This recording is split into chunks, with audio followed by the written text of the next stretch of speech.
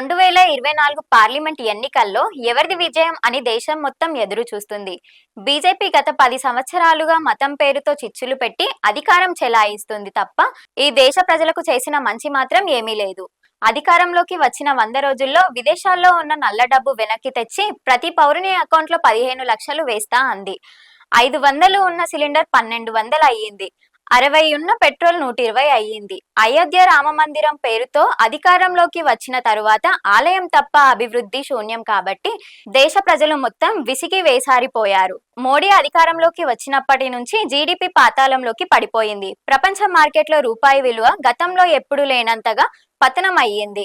ఇలా చెప్పుకుంటూ పోతే ఒకటా రెండా మోడీ బీజేపీ వైఫల్యం తప్ప సాధించిన విజయాలు ఒక్కటి కూడా లేవు. మరోవైపు భారత్ జోడో యాత్రతో దేశ ప్రజల ఆశీస్సు పొందిన రాహుల్ గాంధీ క్రేజ్ మాత్రం అమాంతం పెరిగింది.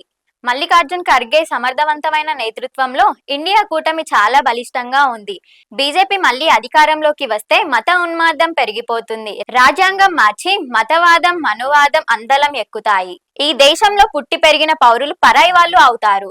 కాబట్టి సెక్యులర్ అనే పదానికి నిలువుటద్దం అయిన ఇండియా కూటమి గెలవాల్సిన అవసరం ఉందని రాజకీయ విశ్లేషకులు అంటున్నారు.